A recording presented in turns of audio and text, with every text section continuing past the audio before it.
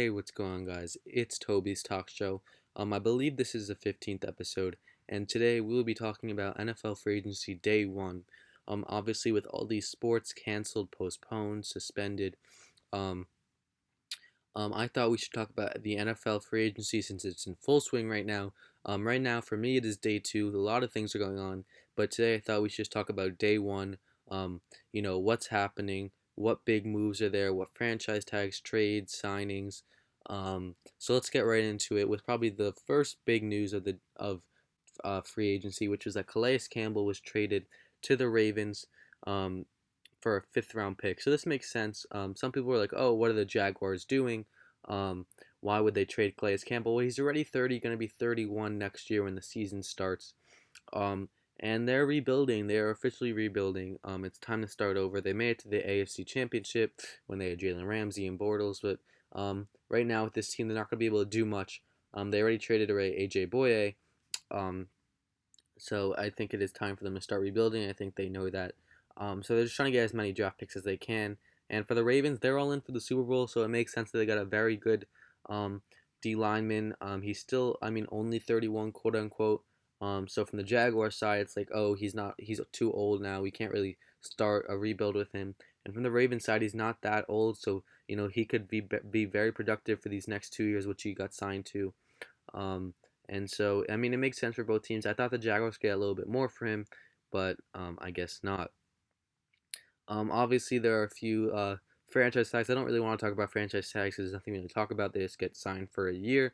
You have AJ Green, Dak Prescott, Anthony Harris, um, et cetera, et cetera. So all the big names that you thought would be franchise tagged are Hunter Henry. Um, so yeah, those guys are franchise tagged. Then you have Anthony Costanzo, who got signed by the Colts, re-signed by the Colts on a 2-year, $32 million deal. He's very good, so he deserved his money, and I'm sure the Colts want to protect Brissett. And obviously now I know that Philip Rivers got signed by the Colts. We will see who gets the quarterback starting job, but as of right now, it's Jacoby Brissett. Next, we have the big deal of Ryan Tannehill being re-signed by the Titans. I thought it would be the other way around. I thought Derrick Henry would be re-signed and Tannehill wouldn't, just because Derrick Henry is their, offense and he's their future and he's still very young. But I guess not. I guess they wanted to lock Tannehill up, and I guess they think that they could re-sign Derrick Henry next year, since he was franchise tagged. And Tannehill got a pretty good deal. It makes sense. He brought them to the AFC Championship last year, which is very good. We will see what he can do in these next coming years. Um, Next move is that cornerback Bradley Roby got re-signed by the Texans. Makes sense. Makes sense. Now we could go to the biggest trade, um, you know, of the whole free agency, which is that David Johnson got traded for DeAndre Hopkins, and obviously picks were involved. A second and a fourth got traded to Houston, and a fourth got traded to the Cardinals. Honestly, I don't really get what the Texans are doing. I know that a lot of people realize this, and teams are starting to figure out that you're not going to really be able to win a championship with just a star wide receiver, but they have a star quarterback. So I didn't really understand it. It doesn't make much sense to me. They didn't get like a great haul for him. David Johnson's old. He hasn't played a full season in 2 years. So I didn't really get this. DeAndre Hopkins is an all-pro type of wide receiver, and David Johnson, hasn't stepped on the field, in a while. Um, if they got more picks out, that would make sense. But I really don't get this trade. The next big thing is Eric Armstead got traded to the Colts, and he got a big contract. I guess he's the Colts franchise piece now. On defense, he's very good. He really showed out last year with the 49ers. So we will see what him and Darius Leonard could do in the future. Next, you have Nick Kwiatkowski. Got signed by the Raiders. He's an underrated linebacker.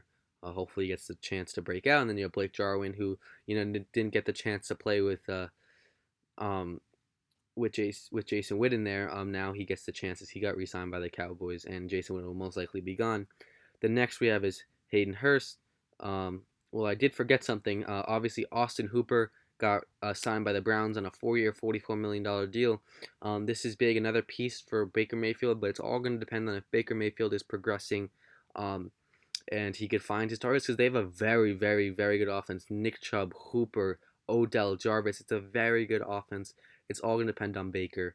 Um, and then you have Eric Flowers getting signed. He was terrible on the Giants, but he kind of revived his career with the Redskins. And so, I guess the Dolphins believe in him. You'll hear a lot more about the Dolphins in these next few minutes, as you guys probably already know. So, like I said, Hayden Hurst got signed by the Falcons. Obviously, he's Austin Hooper's replacement. This makes sense. And for the Ravens, they get more picks, and they could use that to get more veterans that are very good. The Ravens already had Mark Andrews, so he was kind of their backup. And now for the Falcons, they get to see if Hayden Hurst could break out because he's had some very good games with the Ravens, but he never got the chance, to fully start and fully show his potential. Next, we have the Dolphins again signing Shaq Lawson. Shaq Lawson is very underrated. He had 6.5 sacks last year, and he didn't start a single game. So he's very good. Now he'll get the chance to start most likely every single game, of course, if injuries don't come at him. But he's a very underrated signing. I think he could be very good. The next trade or the next signing is Jason Pierre-Paul getting re-signed by the Bucks. JPP obviously had his hand injury and people doubted him, but he's played very well since his hand injury, and he gets the money he deserves. And hopefully, the Bucks believe that he could, keep applying pressure to these quarterbacks and keep playing well.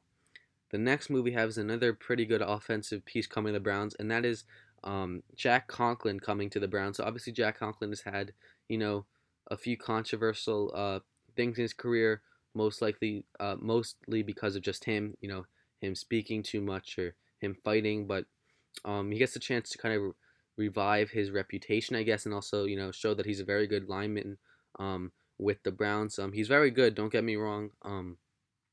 So the Browns look like they're full in to try to make the playoffs and try to make a run.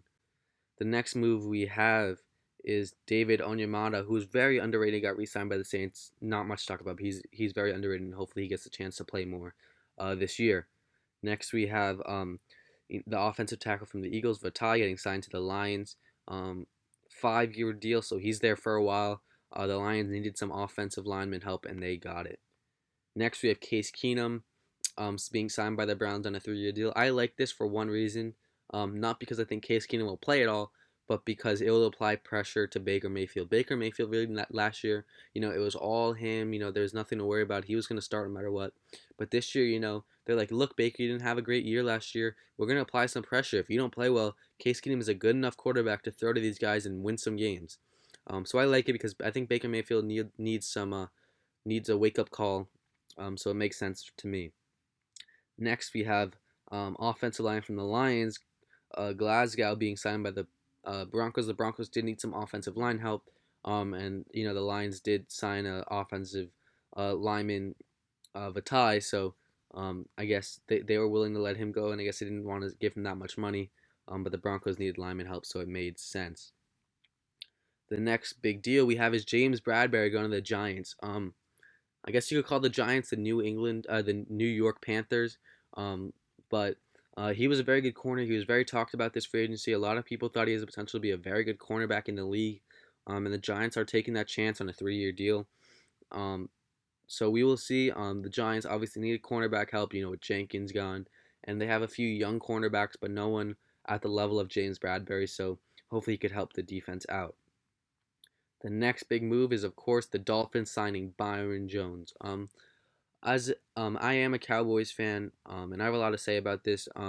Byron Jones is a very good corner. Don't get me wrong. And people could look at his stats and say, "Oh, he only has 2 picks. Why is he getting this?" Well, the reason why he only has 2 picks is because he's a lockdown corner. That's why the quarterback doesn't throw the ball his way. That's why he doesn't have the opportunity to get these picks. I think 2 years ago, he let up like 1 touchdown the whole year, which is insane. But $17 million is a lot of money. So I think he's a very good corner. I think people are underrating him, but I think he got overpaid to the point where he should not be the highest paid cornerback in the league. But for the Dolphins, they're doing well. They're getting all these great guys.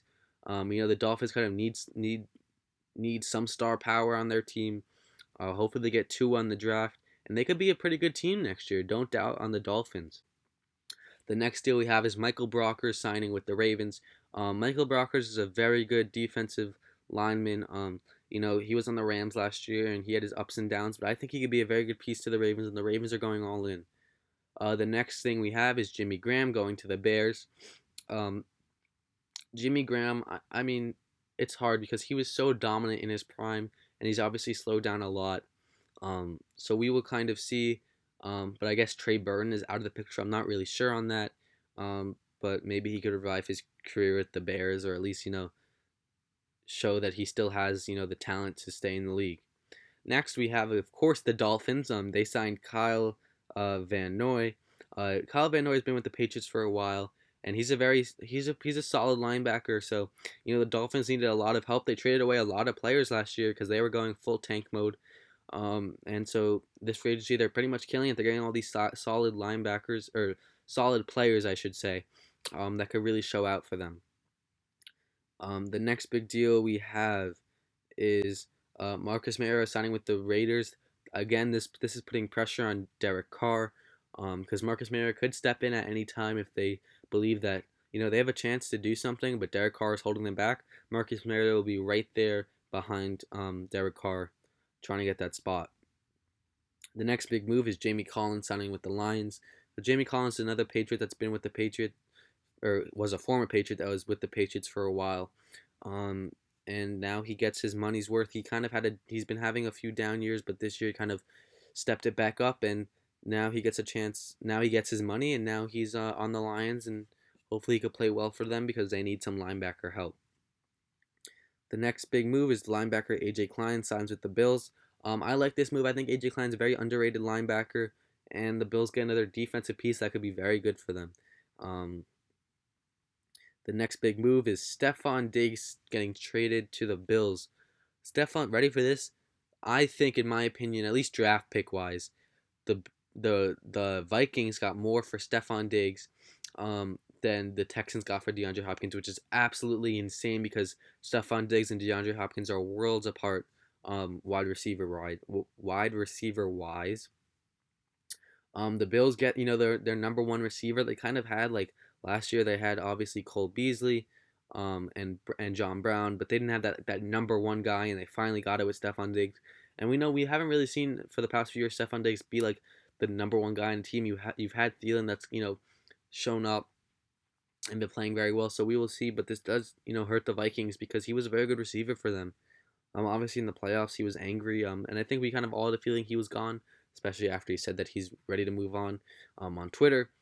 But I think for the Bills at least, you get your number one guy, and for the Vikings, you get a lot of picks for it, which is very good. Next we get Amari Cooper signing a 5-year, $100 million deal with the Cowboys. You got to respect Cooper. The Redskins offered him even more money. I think it was $110 million instead of $100, and he decides to stay at the Cowboys. Obviously I think he's not way, but very overpaid to the point where I think it should probably be 15, 16 mil. $20 million is a lot for a receiver, but he has played very well with the Cowboys, so you have to respect him. And it was I think everyone kind of knew he was staying, but it was just waiting for the contract to. Kendall Fuller signed with the Redskins, who is is funny because he was traded by the Redskins 2 years ago, but now he is back. Drew Brees re-signs with the Saints. That's not really big news because we all knew he wasn't leaving. Randall Cobb signed with the Texans. He's a good slot guy. Obviously nowhere near DeAndre Hopkins. But I mean, I guess you have Will Fuller, Kenny Stills, and Randall Cobb as your three receivers with Watson and David Johnson. I would obviously rather have last year's offense with DeAndre Hopkins just because DeAndre Hopkins is so good. But I guess this is the route the Texans are taking. The Bills signed Mario Addison. He's a very good defensive end. I don't know why I said lineman. I was thinking of AJ Klein signing with the Bills. But the Bills are very scary defensively, and they're only getting better. The Giants signed Blake Martinez, another defensive piece. The Giants, in 2016, they signed all these big guys, like Janoris Jenkins and Olivier Vernon. I mean, that didn't work out for them very well. But now they're taking the route where they're signing, solid defensive players for not that much money. They didn't break the bank with these guys. Um, and obviously, in 2016 with all those guys like Damon Snacks also getting signed, it didn't work out for them. But hopefully now, with them kind of taking a step back and getting these solid defensive pieces for not that much money, they could rebuild the right way. Jimmy Ward re-signed with the 49ers. No one really expected him to leave. Luke Wilson got signed again by the Seahawks, which is a little confusing because you have Disley there, and now you have Greg Olsen there. So I guess you have three tight ends there, just like the Ravens did last year. Anthony Harris may be traded. Not much to talk about because there hasn't been like rumors about where he's going or where he's not going. But it is very interesting that they did franchise tag Anthony Harris, the Vikings, obviously, and they might trade him. The next big thing, I guess the final thing we could talk about, I kind of went through everything, but the final thing we could really talk about is the fact that Tom Brady, even though this was today, I just want to talk about it right now. Tom Brady is leaving the Patriots. It's huge news. Obviously, he's been there for 20 years. It's like Michael Jordan leaving the Bulls. Two goats leaving their teams that they've been there their whole career. But I think everyone kind of had a little feeling that he wasn't gonna stay. I think he wants to focus more, not on the money, but he wants to win again, and maybe he wants to go to a different state where him and his wife can succeed. Also, not in the NFL because obviously now he start looking at his career from a different perspective, as in okay, I'm gonna retire soon, most likely. Where can I set up my career? I mean, it looks like it's going to be either in Florida or California with the Bucks or the Chargers.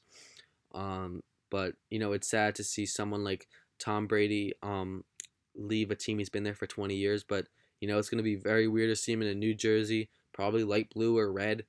So we will see. But it's still crazy news because obviously he's been there for 20 years.